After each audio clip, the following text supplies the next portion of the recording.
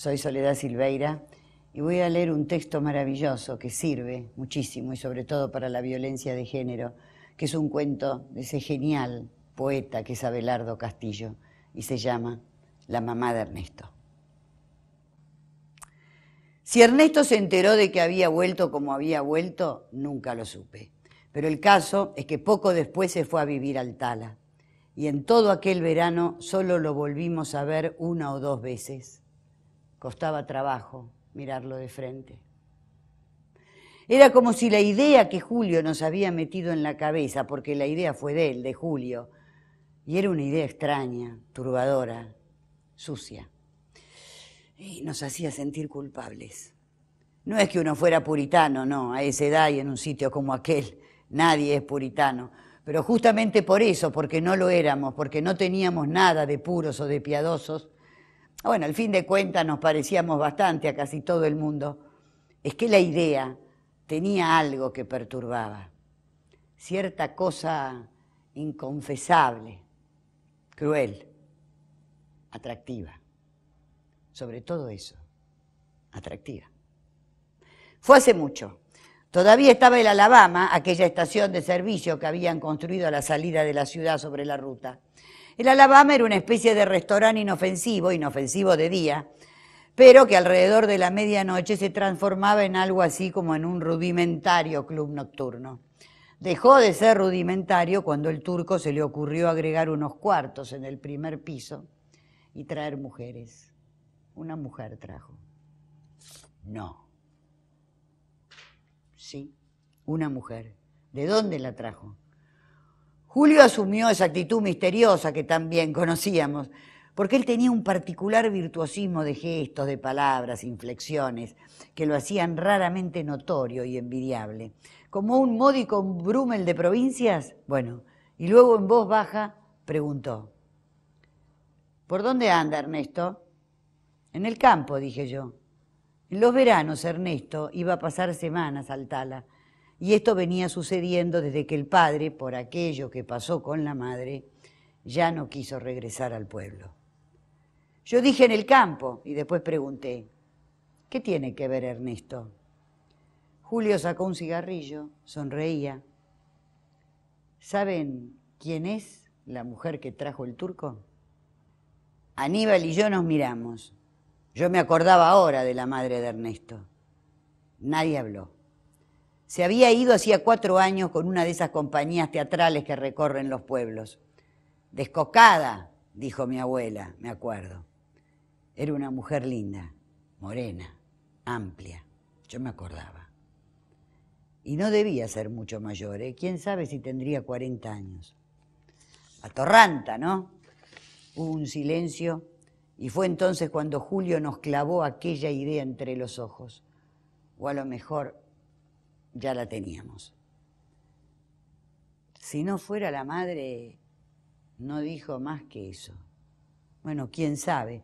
Tal vez Ernesto se enteró, pues durante aquel verano solo lo vimos 1 o 2 veces. Más tarde, según dicen, el padre vendió todo y nadie volvió a hablar de ellos. Y las pocas veces que lo vimos, costaba trabajo mirarlo de frente. ¿Culpable de qué, che? Al fin de cuentas es una mujer de la vida y hace 3 meses que está en el Alabama. Y si esperamos que el turco traiga otro, nos vamos a morir de viejos. Después él, Julio, agregaba que solo era necesario conseguir un auto, ir, pagar y después me cuentan. Y que si no nos animábamos a acompañarlo, se buscaba alguno que no fuera tan braguetón. Y Aníbal y yo no íbamos a dejar que nos dijera eso, no. Pero es la madre. La madre, aquella más madre vos, una chancha también pare chanchitos. Y se los come. Y claro que se los come. Y entonces, ¿y eso qué tiene que ver? Ernesto se crió entre nosotros. Yo dije algo acerca de las veces que habíamos jugado juntos. Y después me quedé pensando. Y alguien en voz alta formuló exactamente lo que yo estaba pensando. Tal vez fui yo. ¿Se acuerdan cómo era? Y claro que nos acordamos. Hacía 3 meses que nos veníamos acordando. Era morena, amplia, no tenía nada de maternal. Y además ya fue medio pueblo, los únicos somos nosotros los únicos. El argumento tenía la fuerza de una provocación y también era una provocación que ella hubiese vuelto. Y entonces, puercamente, todo parecía más fácil. Hoy creo, quién sabe, que de haberse tratado de una mujer cualquiera, acaso ni habíamos pensado seriamente en ir. ¿Quién sabe? Daba un poco de miedo decirlo, pero en secreto ayudábamos a Julio para que nos convenciera, porque lo equívoco, lo inconfesable, lo monstruosamente atractivo de todo eso era tal vez que se trataba de la madre de uno de nosotros. No digas porquerías, querés, me dijo Aníbal. Una semana más tarde, Julio aseguró que esa misma noche conseguiría el automóvil. Aníbal y yo lo esperábamos en el bulevar. No se lo deben haber prestado. A lo mejor se echó atrás. Lo dije como con desprecio, me acuerdo perfectamente. Sin embargo, fue una especie de plegaria. A lo mejor se echó atrás. Aníbal tenía la voz extraña, voz de indiferencia. No lo voy a esperar toda la noche, ¿eh? Si dentro de 10 minutos no viene, yo me voy. ¿Cómo será ahora? ¿Quién? ¿La tipa? Estuvo a punto de decir la madre. Se lo noté en la cara. Dijo la tipa. 10 minutos son largos y entonces cuesta trabajo olvidarse de cuando íbamos a jugar a lo de Ernesto. Y ella, la mujer morena, amplia, nos preguntaba si queríamos quedarnos a tomar la leche. La mujer morena, amplia. Esto es una asquerosidad, che. ¿Tenés miedo?, dije yo. Miedo no, otra cosa. Me encogí de hombros. Por lo general todas estas tienen hijos. Madre de alguno iba a ser. No es lo mismo. A Ernesto lo conocemos. Dije que eso no era lo peor. 10 minutos. Lo peor era que ella nos conocía a nosotros y que nos iba a mirar. Sí, no sé por qué, pero yo estaba convencido de una cosa. Cuando ella nos mirase, algo iba a pasar. Aníbal tenía cara de asustado ahora, y 10 minutos son largos, preguntó. ¿Y si nos echa? Iba a contestarle cuando se me hizo un nudo en el estómago. Por la calle principal venía el estruendo de un coche con el escape libre. Es Julio, dijimos a dúo. El auto tomó una curva prepotente, todo en él era prepotente. El buscahuellas, el escape, todo infundía ánimos. La botella que trajo también infundía ánimos. Se la robé a mi viejo, le brillaban los ojos. Aníbal y a mí, después de los primeros tragos, también nos brillaban los ojos. Tomamos por la calle de los Paraísos en dirección al Paso a Nivel. A ella también le brillaban los ojos cuando éramos chicos. O quizás ahora me parecía que se los había visto brillar. Y se pintaba mucho, la boca sobre todo. Fumaba, ¿te acordás? Todos estábamos pensando lo mismo.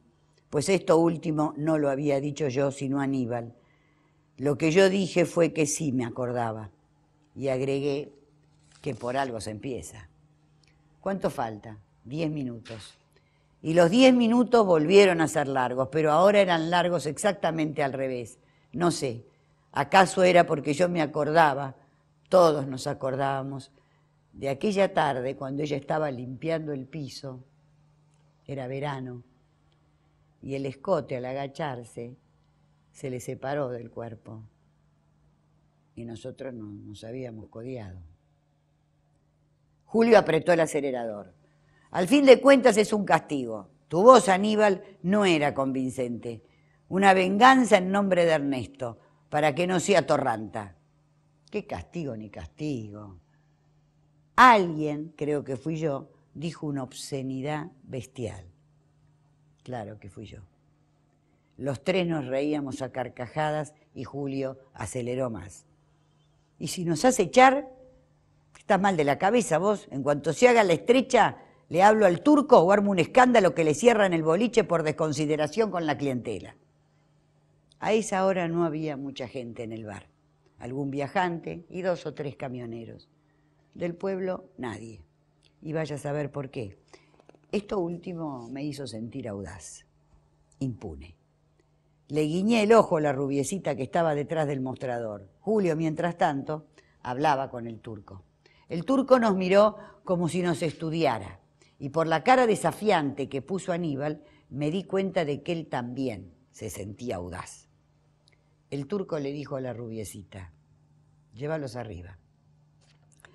La rubiecita subiendo los escalones, me acuerdo de sus piernas y de cómo movía las caderas al subir. También me acuerdo de que le dije una indecencia y que la chica me contestó con otra, cosa que, tal vez por el coñac que tomamos en el coche o por la ginebra del mostrador, nos causó mucha gracia. Y después estábamos en una sala pulcra, impersonal, casi recogida, en la que había una mesa pequeña, la salita de espera de un dentista. Pensé, a ver si nos sacan una muela. Se lo dije a los otros, a ver si nos sacan una muela. Era imposible aguantar la risa, pero tratábamos de no hacer ruido. Las cosas se decían en voz muy baja. Como en misa, dijo Julio, y a todos volvió a parecernos notablemente divertido. Sin embargo, no fue tan gracioso como cuando Aníbal, tapándose la boca y con una especie de resoplido, agregó, mirá si en una de esas sale el cura de adentro. Me dolía el estómago, tenía la garganta seca, de la risa, creo. Pero de pronto nos quedamos serios. El que estaba adentro salió. Era un hombre bajo, rechoncho. Tenía aspecto de cerdito, un cerdito satisfecho. Señalando con la cabeza hacia la habitación, hizo un gesto, se mordió el labio y puso los ojos en blanco. Después, mientras se oían los pasos del hombre que bajaba, Julio preguntó, ¿quién pasa? Nos miramos. Hasta ese momento no se me había ocurrido, o no había dejado que se me ocurriese, que íbamos a estar solos, separados. Eso, separados delante de ella. Me encogí de hombros. ¿Qué sé yo? Cualquiera. Por la puerta a medio abrir se oía el ruido del agua saliendo de una canilla.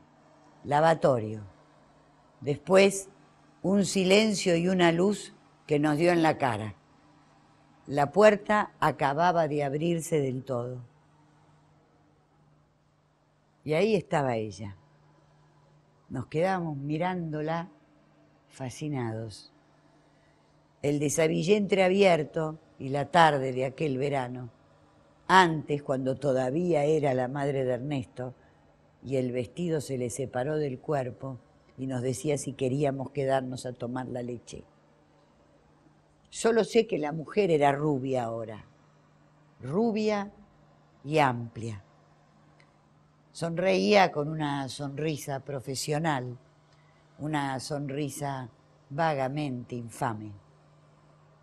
Bueno, su voz inesperada me sobresaltó. Era la misma. Algo, sin embargo, había cambiado en ella, en la voz. La mujer volvió a sonreír y repitió, bueno. Y era como una orden pegajosa y caliente. Tal vez fue por eso que los tres juntos nos pusimos de pie. Su desabillé, me acuerdo, era oscuro, casi traslúcido. Alcanzó a dar 2 pasos. Nada más quedó, Julio, porque ella entonces nos miró de lleno y él de golpe se detuvo. Se detuvo quién sabe por qué, de miedo o de vergüenza tal vez, o de asco. Y ahí se terminó todo, porque ella nos miraba. Y yo sabía que cuando nos mirase iba a pasar algo. Los tres nos habíamos quedado inmóviles, clavados en el piso. Y al vernos así, titubeantes, vaya a saber con qué caras, el rostro de ella se fue transfigurando lenta, gradualmente, hasta adquirir una expresión terrible y extraña. Sí, porque al principio, durante unos segundos, fue perplejidad o incomprensión. Después no. Después pareció haber entendido oscuramente algo y nos miró con miedo, desgarrada, interrogante. Entonces lo dijo. Dijo si le había pasado algo a él, a Ernesto. Cerrándose el desabillé rojo, lo dijo.